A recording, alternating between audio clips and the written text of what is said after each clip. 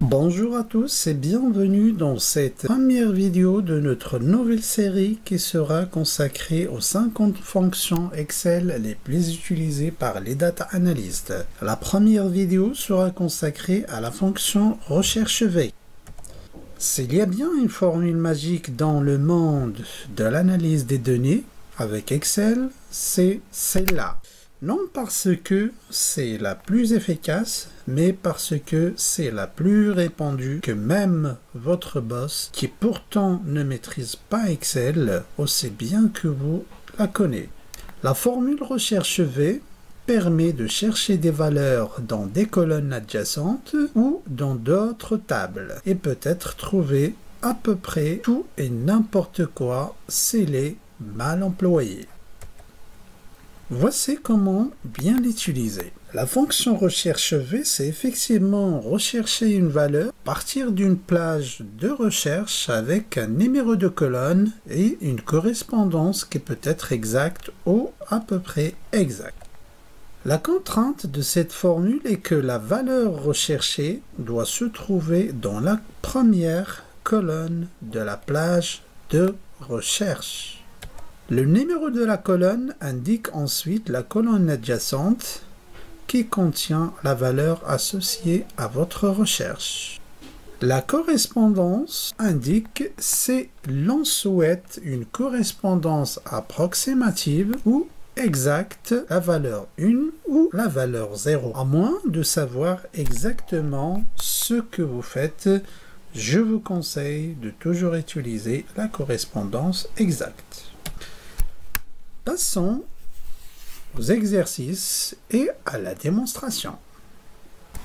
Pour les exercices, nous allons utiliser 4 exercices pour bien cerner toutes les facettes de cette fonction recherche V. Le premier exercice, c'est de rechercher à partir d'une table où j'ai l'ID du dossier, la ville et le nombre de points par dossier. J'ai besoin, à partir du numéro de dossier que j'ai sur la colonne, de rechercher la ville et le nombre de points. Pour cela, je vais directement écrire égal, recherche, ça me donne le choix entre l'ensemble des fonctions qui commencent par RE, je cherche ma fonction recherche V. À partir de là, j'ai exactement la même indication que nous avons vu ensemble sur la présentation du PowerPoint. Donc, je vais mettre la valeur recherchée pour moi qui se trouve sur la cellule E2. Je vais directement la sélectionner. Par la suite, le point virgule. La table de matrice, pour moi, ça doit être la table A1, C11, point virgule. Le numéro index de la colonne, pour le moment, ça doit correspondre au numéro de la colonne dans laquelle se trouve ma ville, donc la colonne 2. Et dernier argument, ça doit être la correspondance que je cherche. Donc, je cherche le nom de la ville qui correspond exactement au numéro de dossier A2. Donc, ça ne doit pas être approximatif, ça doit être la valeur, ou plutôt le nom de la ville exact. Je ferme ma parenthèse, je clique sur Entrée. Le nom de la ville qui correspond au numéro de dossier A2, c'est effectivement la ville de Lyon. Deuxième recherche, la même chose, je sélectionne ma valeur, ma table de matrice de recherche, point virgule, cette fois le numéro de la colonne c'est le 3, et ma correspondance, c'est toujours le numéro exact du dossier. Cette fois, ça doit être 35 471 pour moi. Et je valide. Voilà, exactement. Donc, tout si je change le numéro de dossier 1, je réparie avec numéro de dossier 54 125. Dans ce deuxième exercice, à partir du premier tableau sur lequel je l'ID employé, le nom et prénom, pour le deuxième tableau, j'aurai besoin de mettre le nom et le prénom à côté du salaire de l'employé. Donc pour cela, je vais utiliser toujours la fonction recherche V. La fonction recherche V, pour moi la valeur recherchée, ça va être l'ID employé. Table de recherche, sur ma matrice de recherche, ça va être la table A3 C16. Je vais commencer par le nom. Numéro de la colonne, ça va être le 2. Puis correspondance exact. Je ferme ma fonction. Voilà. Donc pour l'ID du dossier 990 678, j'ai le nom de Pete qui se trouve sur la dernière ligne du tableau ou la cellule B16. Besoin d'aller chercher le prénom. Pour moi, ça va être la même chose. Je vais essayer de faire une concaténation. Je vais utiliser une deuxième formule. Pour cela, je vais afficher la barre de formule pour insérer la fonction qui va me permettre de concaténer le nom qui se trouve pour l'ID 110 608 qui se trouve sur la cellule B4 et le prénom sur la cellule C4. Pour cela, je vais utiliser deux fois la fonction recherche V. Je vais juste faire copier et coller. Voilà, la même chose. Donc, toujours la valeur de recherche pour ma deuxième fonction de recherche, ça va être E4 pour l'ID. La colonne, ou plutôt la table matrice de recherche, c'est toujours la matrice A3 et C16. Correspondant cette fois, ça va être la troisième colonne. Et je ferme ma fonction de concaténation.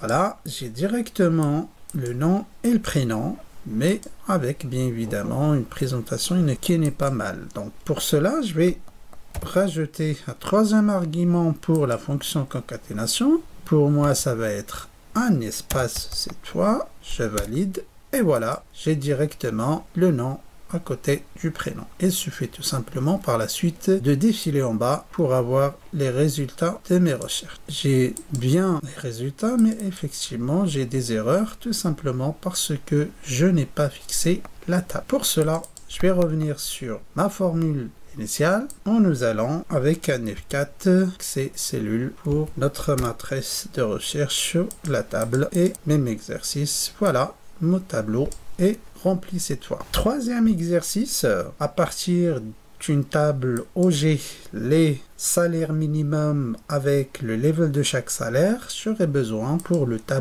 deuxième tableau de trouver le level de chaque employé. Donc cette fois, je vais utiliser pour ma fonction de recherche le salaire de chaque employé que je vais aller chercher à partir de ma table, sans oublier cette fois de fixer ma matrice. L'ID de la colonne, ça va être le 2 et ma correspondance approximative cette fois, étant donné que mon salaire ne va pas être exactement le même que le salaire minimum. Voilà, je ferme, je valide. Ici, j'ai bien le salaire de 84 299. Je ne l'ai pas exactement ici, mais j'ai bien le level 6. Ça veut dire que mon salaire, il est proche de salaire de 75 000. Je défile en bas et voilà. Et mon exemple est terminé. Je passe pour mon quatrième et dernier exemple. À partir de ce tableau où j'ai le code d'employé, le nom, prénom et la date de naissance,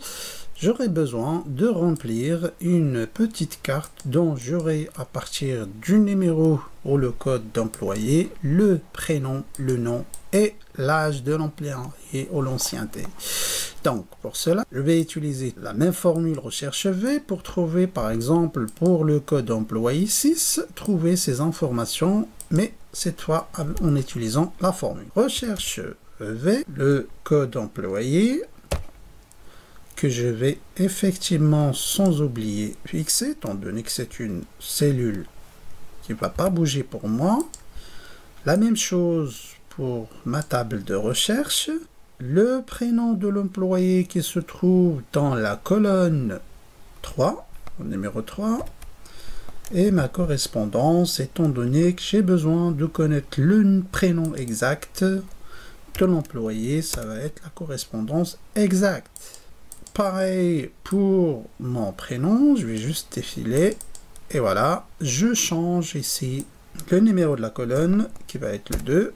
Voilà, ce qui va changer avec cet exemple, c'est effectivement, on va essayer d'utiliser d'autres formules pour éviter quelques erreurs qui vont se produire. Premièrement, supposons que je supprime ici le code, donc j'ai pas besoin d'avoir ces erreurs, donc j'ai besoin de trouver tout simplement un vide ou un espace dans ce cas. Donc pour cela, par exemple, je vais utiliser notre formule c'est ma cellule est égale à vide, vous m'affichez tout simplement un espace ou un tiret pour, sinon on affiche ça. J'ai un tiret, je peux par exemple mettre le tiret d6, le moins ça va être mieux. Une fois que je mets le 1, j'ai la personne 1 pour le prénom. Je n'ai pas fixé le dollar, la même chose. Voilà, donc il me reste à calculer l'âge ou l'ancienneté de la personne. La même chose, je vais utiliser la même formule pour aller chercher cette fois ma date de naissance qui va correspondre à la 4e colonne. Voilà, j'ai bien ma date de naissance. Pour cela, je vais utiliser une autre formule. Et voilà pour mon 3e exemple. Pour calculer l'âge, je vais tout simplement mettre égal recherche B, la même chose. Je fais juste un copier-coller pour ma formule. Voilà.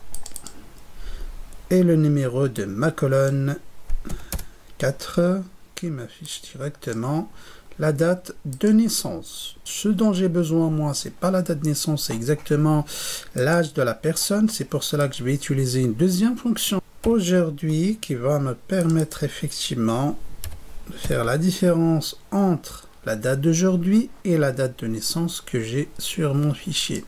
Je valide. Donc, j'ai bien un numéro que je vais arrondir en utilisant une autre fonction. Voilà, ma fonction pour arrondir. Par la suite, je divise pour convertir en année par 365. Et voilà, 25 pour l'arrondissement. Tout simplement, voilà pour la première personne avec un nom, le 2, prénom 1, nom 1 et l'âge de 44 ans, 26. Si je mets le 2, deuxième personne avec l'âge de 53. Mes exemples par rapport à la fonction de recherche sont terminés. Si vous avez besoin de plus de détails par rapport à l'utilisation de cette fonction, n'hésitez pas de me l'écrire sur vos commentaires.